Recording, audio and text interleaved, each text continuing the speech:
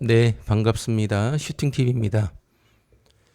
이번 주 일요일에는 어떤 내용을 좀 같이 볼까 하다가 크립토 위크라고요.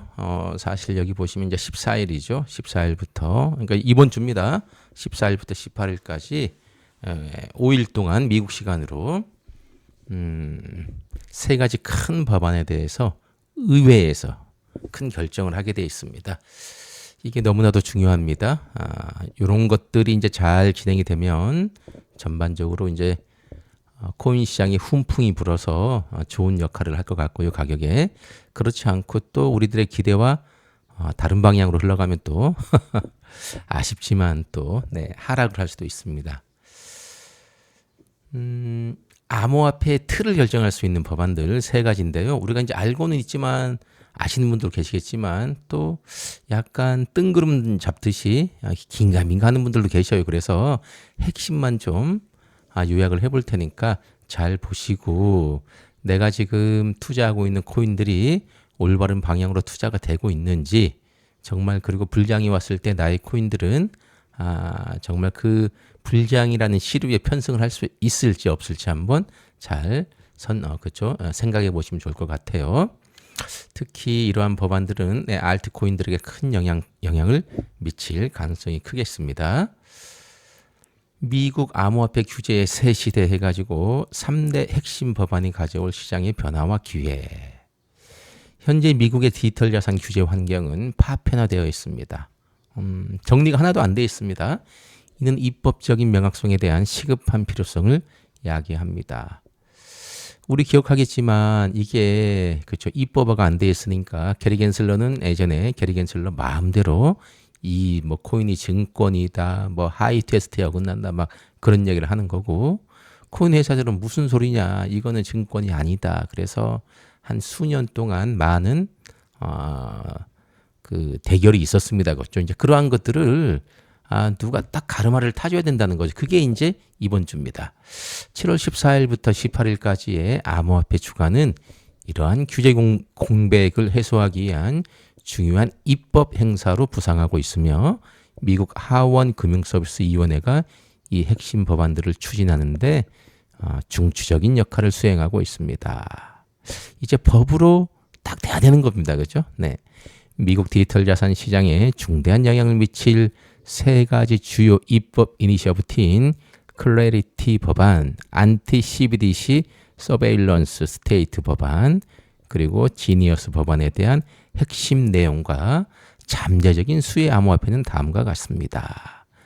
이들 법안은 궁극적으로 미국 디지털 자산 시장에서 혁신, 소비자 보호 및 국가적 이익 간의 균형을 맞추면서 더욱 명확하고 예측 가능한 규제 환경을 구축하려는 공동의 노력을 대변합니다.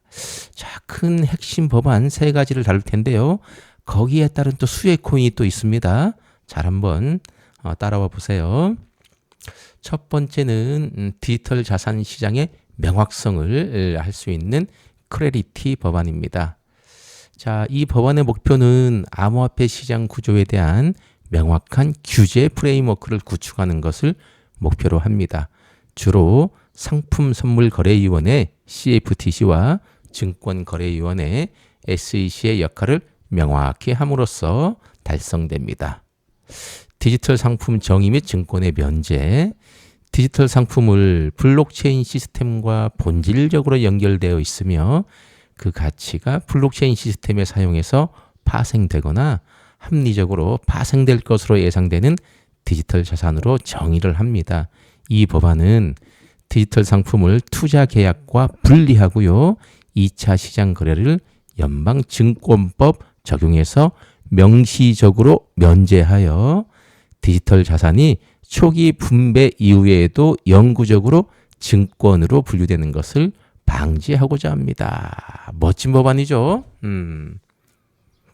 CFTC하고 SEC가 암호화폐를 놓고 디지털 자산을 놓고 서로가 그 역할을 하겠다고 대립이 심했었는데 이제 그 역할을 분리를 합니다. 그리고 여기 보시면은 매번 그 증권법에 시달렸는데 그죠? 네, 그러한 것들 디지털 자산을 영구적으로 증권으로 분류된 것을 방지하고자 하는 게 이 법안이에요. 아주 중요한 법안입니다.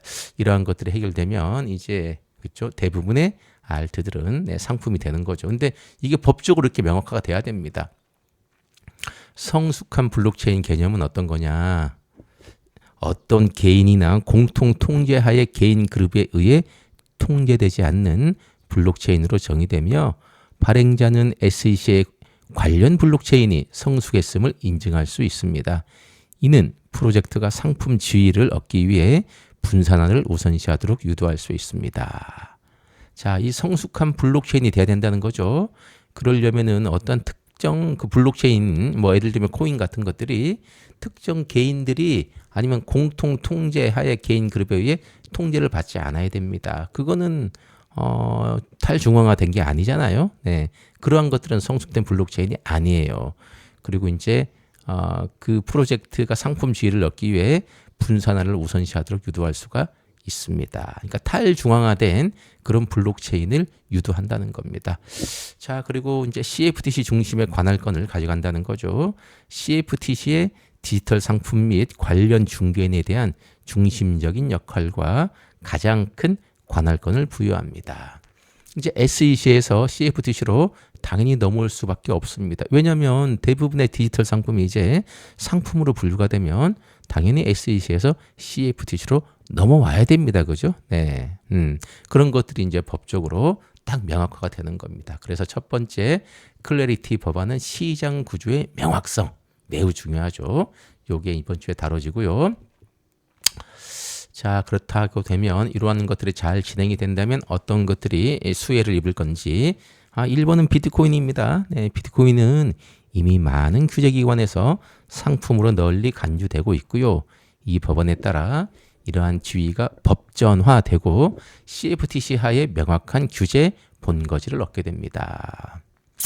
사실은 비트는 그렇죠. 이런 법안이 조금 덜 늦게 돼도 관계는 없습니다만 그래도 첫 번째 잠재적인 수혜 코인 비트코인, 두 번째는 이더리움입니다.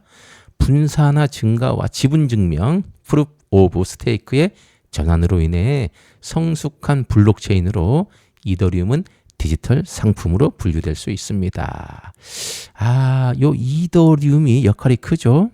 게리 겐슬러는 이더리움에 대해서 증권이다 상품이다 정확한 분류를 안 해줬습니다. 맞잖아요. 그리고 옷을 벗어버렸습니다. 이제 그래서 요 이더가 이번에 정확하게 상품으로 분류가 된다면 대부분이 이더 자식들이고 이더리움을 따라 있습니다. 그죠? 대부분의 알트들이 이제 어떻게 됩니까? 상품으로 될 가능성이 크다는 거죠. 기타 고도로 분산화된 레이어 1 블록체인 및 프로토콜이 또 수혜 코인입니다. 진정으로 분산화가 되어 있고 분산화는 탈중앙화 되어야 되는 거죠. 토큰 가치가 블록체인에 사용해서 파생되며 성숙한 블록체인 기준을 충족할 수 있는 모든 프로젝트가 혜택을 받을 것입니다. 예를 들면 라이트코인이라든지 비트코인 캐시 이러한 것들도 수혜 코인입니다. 자, 마지막으로 분산화를 목표로 하는 프로젝트들이 있죠. 분산화, 탈중앙화를 목표로 하는 프로젝트들. 새로운 프로젝트가 상품 분류를 목표로 토큰의 경제학과 거버넌스 구조를 설계하도록 강력한 규제 동기를 부여합니다. 자, 이렇게 이제 법적으로 뭔가가 정해지게 되면은 말로 해서는 안 됩니다. 그죠? 네, 전부 다 분산화를 목표로 해야 되고요. 아예 처음부터 이렇게 설계가 되도록 나올 가능성이 크다고 볼 수 있겠습니다. 자, 첫 번째 구조의 명확성을 할 수 있는 클래리티 법안을 살펴봤고요. 두 번째는 안티 CBDC 서베일런스 스테이트 법안입니다. 요거의 목표는요, 주로 금융 프라이버시. 예. 금융의 프라이버시가 없으면 안 되죠, 그렇죠? 그건 자유민주주의가 아닙니다. 그렇죠? 금융의 프라이버시와 개인의 자유를 침해할 수 있는 미국 중앙은행 디지털 화폐 CBDC의 발행을 방지하는 것을 목표로 합니다. 자, 그러니까 미국 중앙은행에서 CBDC를 발행하지 못하도록 하는 게 목표입니다. 연방준비제도, 페드의 CBDC 발행을 금지. 연방준비제도, 페드가 개인에게 직접 또는 간접적으로 CBDC를 발행하는 것을 명시적으로 금지합니다. 엄청나죠? 네. 페드도 아마 CBDC를 본인들이 하고 싶을 거예요. 사실은. 그러면 권한이 커지니까 그거를 원천적으로 차단하겠다는 겁니다. 그리고 의회 승인을 요구합니다. 미국에서 CBDC를 만약에 발행하려면 의회의 명시적인 승인 법안이 필요함을 명확히 합니다. 이는 선출되지 않은 관료들이 CBDC를 일방적으로 구현하는 것을 방지하기 위함입니다. 까다롭죠? 네 번째는 금융 프라이버시를 강조하는데 CBDC가 정부 통제하에 프로그래밍 가능한 돈으로 현금처럼 설계되지 않으면 연방정부의 개별 사용자에 대한 자세한 거래 데이터를 제공하고 정치적으로 인기가 없는 활동을 억압하도록 CBDC를 프로그래밍할 수 있는 능력을 제공할 수 있다고 경고합니다. 마지막으로 통화정책 도구 사용 방지. 페드가 CBDC를 통화정책을 구현하는 도구로 사용하는 것을 명시적으로 방지합니다. 자, 그러니까 그 누구도 CBDC를 함부로 발행을 하지 못하게 있습니다. 그리고 혹시라도 발행을 하려면 의회의 명시적인 승인을 받아야 됩니다. 자, 그러니까 현재로서는 쉽지 않습니다. 그죠? 그리고 이제 미국이란 나라는 정말로 자유민주주의를 추구하는 나라인데 CBDC가 거기에 반한다라고 보는 거 아니겠습니까? 그러니까 지금 이제 트럼프 정부에서는 아예 이 CBDC에 싹을 자르려고 하는 겁니다. 자, 그런데 우리나라는 어떻게 된 겁니까? 그죠? CBDC를 어떻게 그렇게 막 하려고, 빠르게 하려고 그렇게 하는지 상반된 경로를 가고 있다. 어떤 게 옳고 그름을 떠나가지고 미국하고는 반대의 행보를 보이고 있는 게 조금 의아는 합니다. 자, 요런 CBDC 반대 법안의 수혜 코인 첫 번째 역시 비트코인입니다. 비트코인은 전형적인 분산형 검열 저항 디지털 자산으로서 정부 통제 대안의 부재로부터 직접적으로 이점을 얻을 수가 있습니다.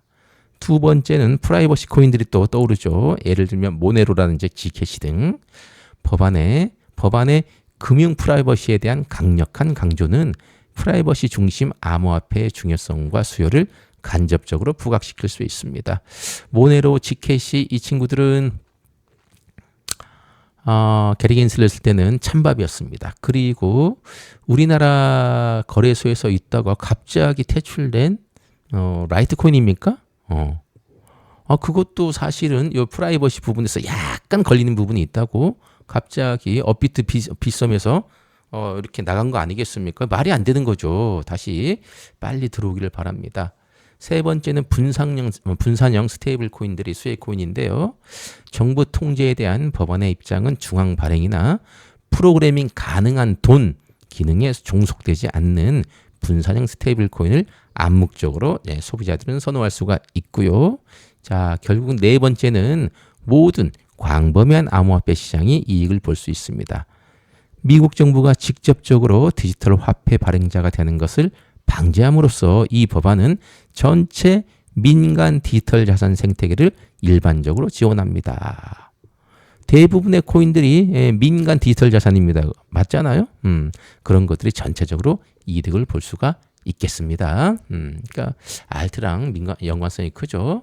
자, 마지막 법안입니다. 미국의 스테이블 코인 혁신 지침 및 확립 법안, 지니어스 법안이죠. 요건 이제 많이 다뤘는데요. 또 한번 핵심만 보자면은 요 법안의 목표는 스테이블 코인 규제에 특별히 초점을 맞춘 법안으로 스테이블 코인의 광범위한 채택을 촉진하고 안정성 보장을 위한 강력한 규제 프레임워크를 구축하는 것을 목표로 합니다. 스테이블 코인 말 그래도 스테이블입니다. 그렇죠? 안정적인 코인 여기에 대해 이제 법안을 마련한다는 건데 스테이블 코인 발행 프레임워크는 스테이블 코인 발행을 허용된 당사자로 제한하고요.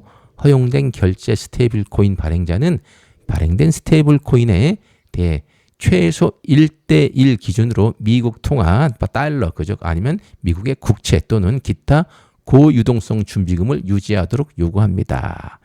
이러한 준비금은 발행자의 다른 자산과 분리되어야 하며 월별 인증 및 최소 자본 기준에 적용을 받습니다.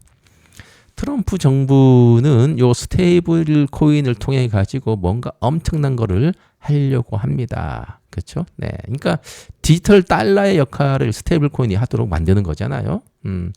그리고 여기 보시면 스테이블 코인 발행자들은 최소 1대1 기준으로 달러를 백업으로 하든지 아니면 미국 국채를 백업으로 하든지 맞죠? 그렇게 해야 되기 때문에 숨통을 치워줄 수 있어요. 특히 국채 같은 부분에. 예. 그 세 번째는 자금 세탁 방지입니다. AML. 자금 세탁 방지 및 테러 자금 조달 방지. 스테이블 코인 발행자에 대한 엄격한 AML 자금 세탁 방지 및 테러 자금 조달 방지 절차를 수립하며 금융기관으로 취급하도록 의무화합니다. 요 이제 스테이블 코인이 사실은 뭐 마약이라든지 전쟁 때 미국이 원하지 않는 나라에서 많이 사용을 했는데 그런 것들도 방지를 하겠다는 겁니다. 이 부분에서 조금 약한 게 사실은 트론 기반에서 발행되는 테더입니다. 마지막으로 규제 역할 및 파산 우선순위인데 스테이블 코인에 대한 명확한 연방 및 주 규제 역할을 정의하며 시가총액이 100억 달러를 초과하는 코인 발행자는 연방의 감독을 받습니다.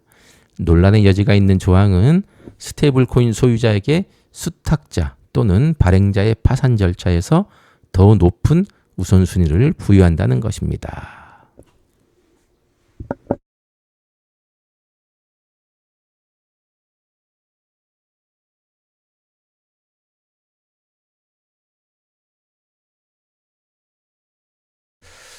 자, 마지막으로 정리를 이제 해보면요. 수혜 코인들이 있죠. 네, 요 스테이블 코인 규제 법안에 대한 수혜 코인들은 첫 번째 직접적으로 USDC 서클. 이번에 이제 상장을 해가지고 IPO를 해서 엄청난 대박을 쳤는데 이 USDC는요 가장 큰 미국 스테이블 코인 발행자 중 하나이자 포괄적인 스테이블 코인 규제의 강력한 지지자인데요.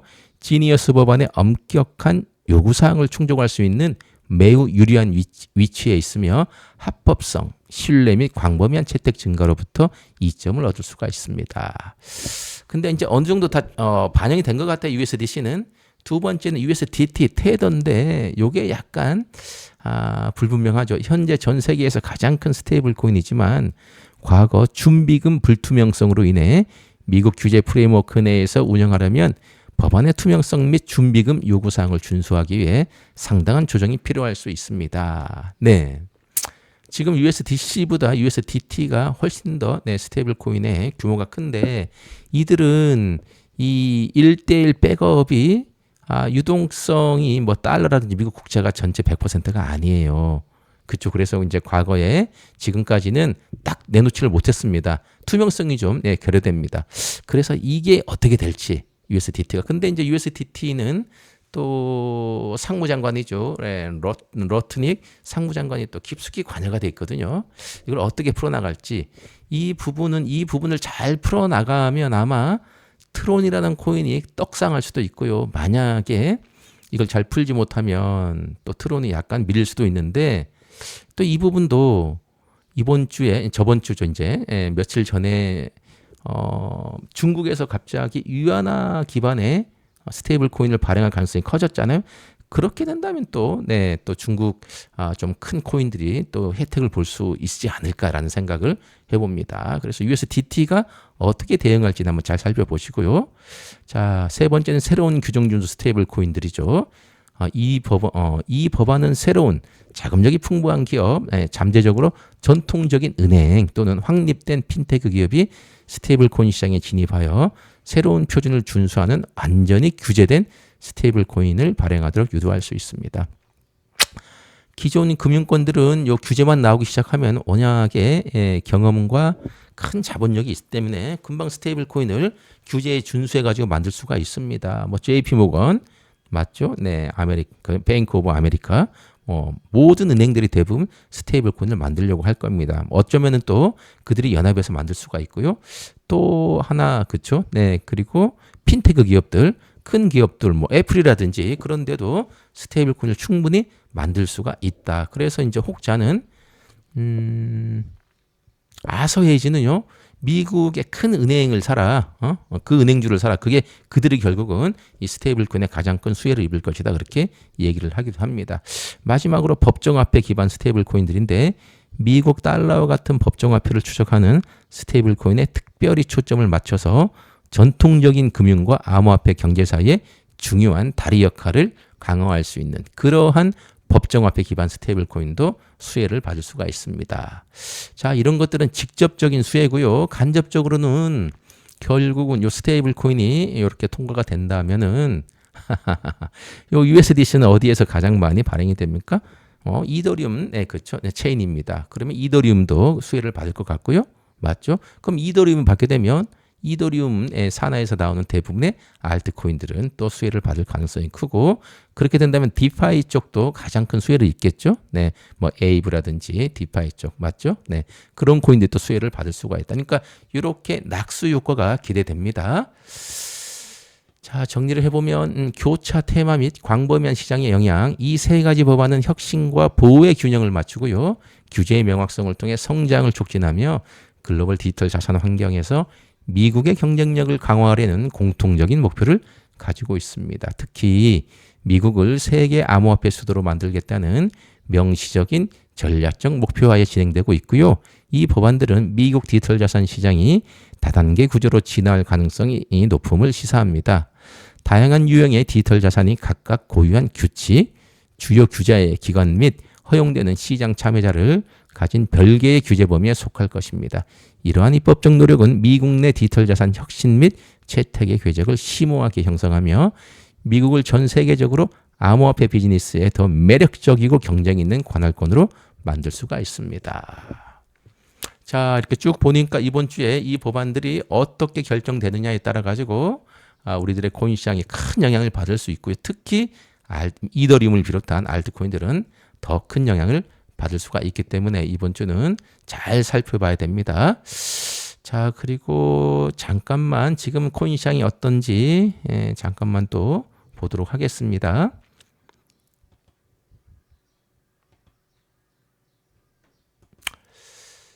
뭐 비트코인은 지금 요 비트코인은 보시면 11만 7천 달러 이게 여기서 왔다 갔다 하고 있고요.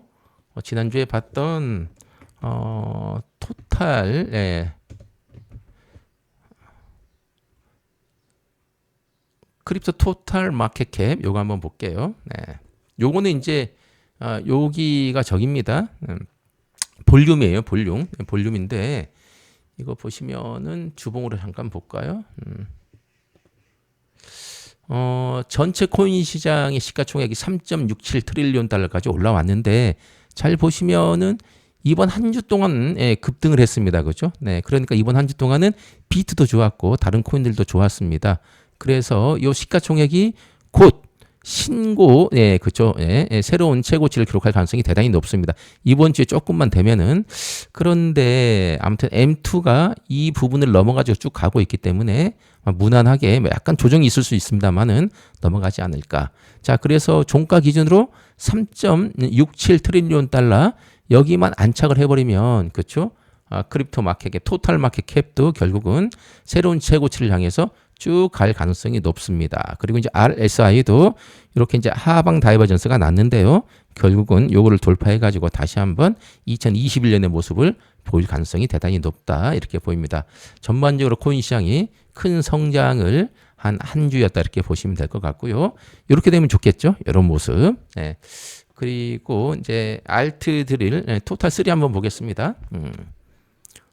토탈 3는 비트코인하고 이더리움을 제외한 시가총액입니다. 이더하고 그러니까 이제 알트들의 모습을 볼 수가 있겠죠. 지난 한 주 동안 이렇게 올라왔습니다. 올라왔죠. 네, 그런데 보시면은 앞에 봤던 전체 토탈 마켓 캡 그렇죠. 네. 그거는 벌써 신고를 넘어가지고 가려고 하는데 얘들은 그거보다 조금 약합니다. 하지만 일주 사이에 제법에서 올라온 상황이고요. 얘네들은 그쵸? 네, 최고가가 1.16 트릴리온 달러입니다. 여기를 넘어서야지 또 대박이 날 수 있다는 거죠. 그러니까 한 템포, 반 템포 정도는 조금 늦게 간다 이렇게 보시면 될 것 같고요. RSI를 보면 상당히 이쁘죠. 여기 보시면 1, 2, 3, 4 바닥 그렇죠? 네, 4번 정도 바닥을 이루고 지금 올라가고 있기 때문에 상당히 좀 강력한 지지를 받고 올라가는 상황이다 이렇게 볼 수가 있겠습니다.